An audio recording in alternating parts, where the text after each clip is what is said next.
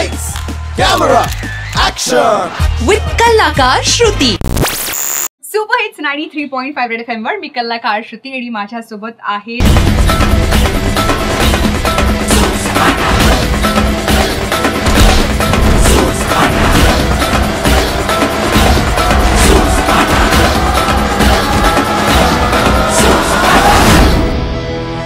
ह्याच फिल्मचे दिग्दर्शक म्हणजेच आपल्यासोबत आहेत मंगेश कंठाळे. Hi thank you Shruti. त्यासोबतच माझा लाईट जीवा भावाचा मित्र, एक नॅशनल अवॉर्ड विनिंग ऍक्टर असा टॅलेंटेड उपेंद्र लिमयर.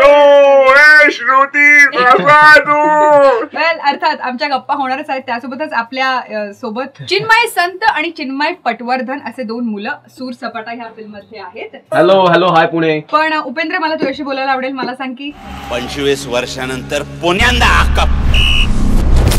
शाळेमध्ये आणायचा चान्स आलाय. अशी एक साधारणतः ट्रेलर मधून आपल्याला गोष्ट कळते की अरे ह्यांना हा खेळ जिंकायचा आहे. आणि त्यात तू मागे येलो मध्ये एक कोच म्हणून दिसला होतास, आता परत एक कोच म्हणजे काय क्लासेस काढायचं ठरवलंय तू?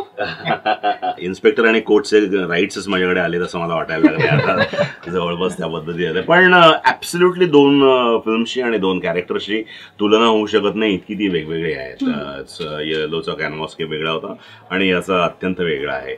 मी असं म्हणेन की या निमित्तानं पुन्हा एकदा एक अस्सल मातीतली कलाकृती, एक अस्सल मातीतलं कॅरेक्टर, एक अत्यंत स्ट्रॉंग हार्ड हिटिंग ऑथरबॅक कॅरेक्टर अण्णा भोसले मला प्ले करायला मिळालेलं आहे. आणि माझा अवतार पण वेगळा आहे एकदम. दाढीत फार तुला आम्ही कधी बघितलं बघितलं नाही. म्हणजे असा उपेंद्र लिमये प्रेक्षकांनी कधीच बघितलेला नाहीये.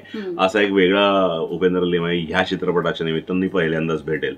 मला ते करायला कॅरेक्टर खूप मजा आली आहे. डेफिनेटली ऑडियन्सला आवडेल अशी आशा आहे. तशी 25 वर्षांपूर्वीची कुठली गोष्ट तू अजूनही जपली असेल? पुण्यामध्ये जो थिएटरशी संबंधित आहे त्या प्रत्येकाचाच एक वीक पॉइंट असतो किंवा त्या प्रत्येकाचं एक स्वप्न असतं की आयुष्यात मला इंटरकॉलेज करायला मिळावं, ज्याचं नाव पुरुषोत्तम करंडक आहे.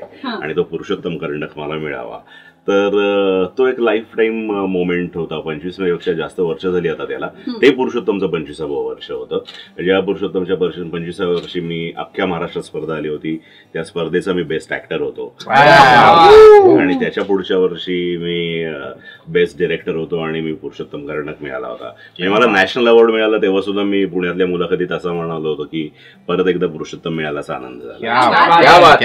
एकांकिकेचं नाव आणि तुझ्या त्या कॅरेक्टरचं नाव काय होतं? And lived happily ever after he me direct केलेली एकांकिका होती ज्याला पुरुषोत्तम करंडक मिळाला. आणि जी भूमिका महाराष्ट्रात पहिली आली होती ती श्री सत्यवानाची महावोशी नावाची फिल्म नाटक होतं, जो जवळपास सिनेमासारखा होता. आणि त्याच्यामध्ये मी 8 ते 9 वेगवेगळे कॅरेक्टर्स करायचो. क्या बात आहे यार. सो चला, या निमित्ताने म्हणलं ना तुम्हाला काही ना काही नवीन गोष्टी कलाकारांच्या आपल्याला कळतात. चिन्मय, तुझी कुठली शाळा होती रे पुण्यात?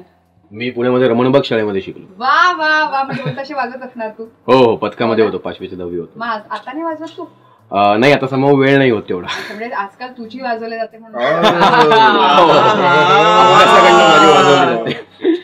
बरं, मला सांग की तुला कधी कोणती शिक्षा झाली होती रिअल लाईफ मध्ये?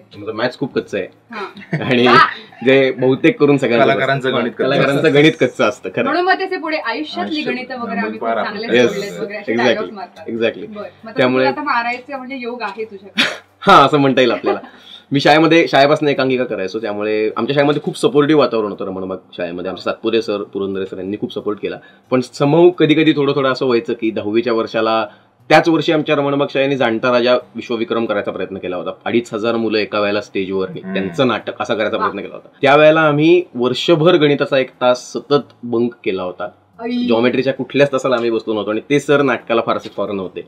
आणि त्यामुळे त्यांनी एकदा आम्हाला एक्सटर्नल समोर वायवा द्यायला जात असताना शाळेच्या मेन चौकामध्ये अडवून विचारलं होतं की तुम्हाला फक्त आणि फक्त नाटक करायचं तर शाळेची जागा अडवायला इथे आलातच कशाला. त्यामुळे त्यांनी शिक्षा नाही केली, त्यांनी डायरेक्ट शाळेसमोर इज्जत काढली. पण त्याच्यामुळे एक फायदा झाला की अख्ख्या शाळेला कळलं की हा नाटक करतो.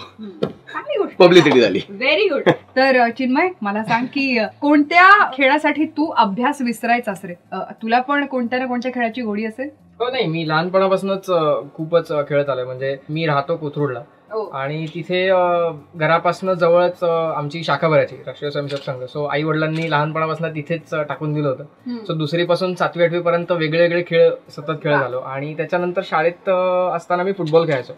सो त्यामुळे जसं चिन्मय म्हणाला तसं आमचं पण असंच असायचं की रिसेस नंतरचे जे शेवटचे 4 तास असायचे ते आम्ही फुटबॉलच्या प्रॅक्टिसच्या खाली बुडवायचो, बंकच ऑब्व्हियसली. त्याच्यावरनं मग फायनल परीक्षा देताना त्या 4 तासांचे जे शिक्षक होते ते मग आडकाठी करायचे की आम्ही पेपरला बसू देणार नाही, मग पालकांना बोलवा, मग त्यांच्याकडनं लेटरच सही करून आणा. पण हे झालंय सगळं तुझ्या? हो अगदी चांगलं. माझी मला अजूनही आठवतं की आई शेवटी जेव्हा परीक्षेचा काळ आला मार्चमध्ये की मार्चमध्ये आईचे दौरे शाळेत चालू आहेत आणि त्यात मुळात मुद्दा असा होता की 7वी आणि 9वीत असताना मी तारांचा बेट आणि टुरिंग टॉकीचे 2 सिनेमे केले. सो मी फायनल परीक्षा दिलेली नाही शाळेची.